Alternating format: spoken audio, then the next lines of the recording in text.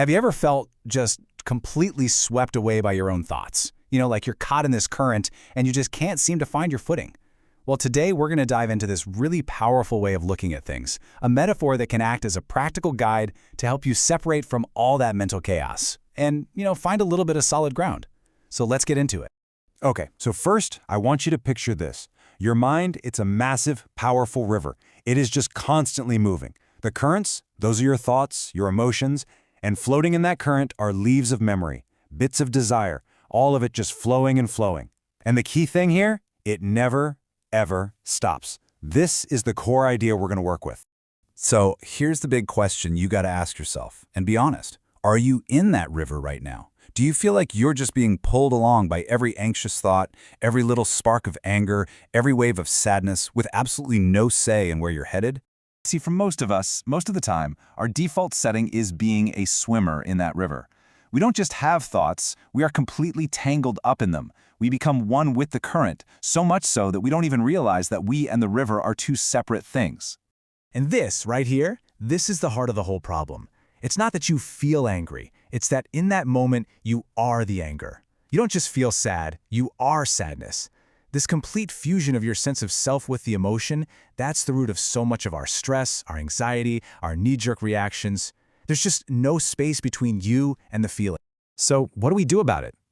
Well, here's the thing. The goal isn't to try and stop the river. I mean, come on, that's impossible, right? The real goal is to learn how to pull yourself out of the water, step onto the stable ground of the riverbank, and just watch it all flow by. And let me tell you, the difference between these two states is like night and day. When you're in the river, you're just reactive, you're stressed out, you're getting tossed around by every single current. But from the bank, now you can be responsive, you can be calm. You're aware of your thoughts, but you're not swept away by them. You, my friend, are back in control. That's the shift we're aiming for. And you know what's so cool about this? This inner observer. It's not some new thing you have to build from scratch. It's a natural skill you already have. It's that little part of you, that quiet consciousness in the background that can notice, I'm thinking about work, or wow, I'm noticing a feeling of frustration. We just need to give it a little workout and make it stronger. Okay, so that all sounds great, but how do we actually get to the riverbank? How do we pull ourselves out of that crazy powerful current? Well, we need a tool. We need something solid, something in the real world to grab onto. We need an anchor. So what's an anchor? It's simply a physical sensation that's happening right here, right now. See, your mind loves to time travel. It's always drifting into the past or worrying about the future.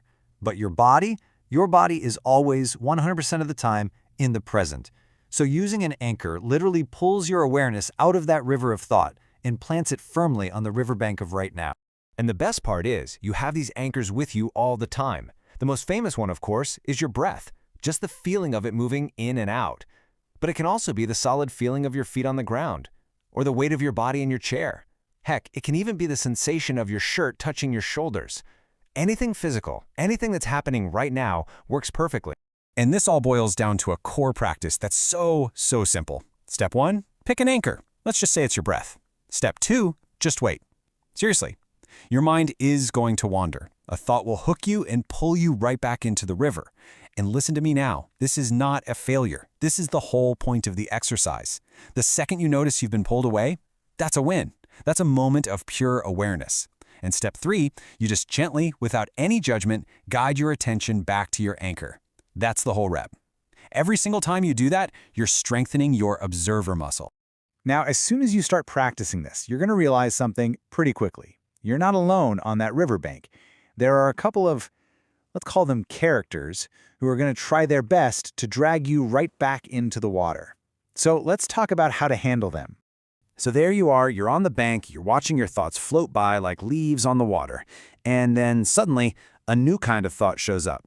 This one isn't a leaf. It feels more like a critic standing right next to you, tapping their foot and judging your every move. And this is the inner critic. You know this voice.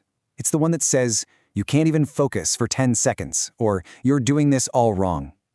It's a pesky thought pattern built up from old fears and experiences. And its main job is to create self-doubt and pull you right back into that emotional current. So how do you deal with it? Crucially, you don't fight it. That just makes it stronger. Instead, you use a 3-step process. First, just notice it's there. Ah, there's that thought pattern. Second, you name it. You mentally label it. Hello, critic, or, oh, that's the not good enough story again. The moment you name it, you create distance. And third, you kindly disengage. You can literally say to it in your head, thanks for sharing, and then gently bring your focus right back to your anchor. You see it, you acknowledge it, but you don't have to get on the boat with it. Now, the other big obstacle is what we call rumination. This is when your mind gets stuck in a whirlpool, just spinning the same thought or the same worry over and over and over again. It feels like you're problem solving, but you're not getting anywhere. You're just on a hamster wheel, burning up all your mental energy. So how do you break out of that spin cycle? There's this technique that sounds almost silly, but it's incredibly effective. First, just recognize you're doing it. Okay, I'm stuck in a loop. Next, schedule a worry time for later in the day. Seriously, put it in your calendar, 15 minutes at 5 p.m. Then, when the thought comes up again, you firmly but politely tell yourself, nope, not now. I have an appointment to worry about this later.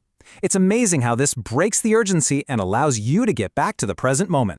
So what's the payoff for all this practice? What does it actually feel like to spend more and more time living on that riverbank, just being the observer of your own mind? Well, it leads to this really fundamental shift in your entire relationship with your inner life. The result is freedom. Simple as that. You're no longer a puppet pulled around by every thought that pops into your head. You get this incredible clarity because you're not making decisions from inside a tornado of emotions. All that energy you used to waste fighting with yourself is now free for things you actually care about. You shift from being reactive to responsive. And maybe most importantly, you find you can have a sense of peace even when the river of your mind is choppy and turbulent. And all of this leads to this one huge, kind of mind-blowing realization. You are not the thoughts. You're not the emotions or the memories. You are not the river. You are the awareness itself. You are the vast, silent, open space that the whole river is flowing through. So, I'll leave you with this question to just kind of chew on. If you are the observer, this silent awareness watching the stream of consciousness, then who or what is it that you're actually observing? Something to think about.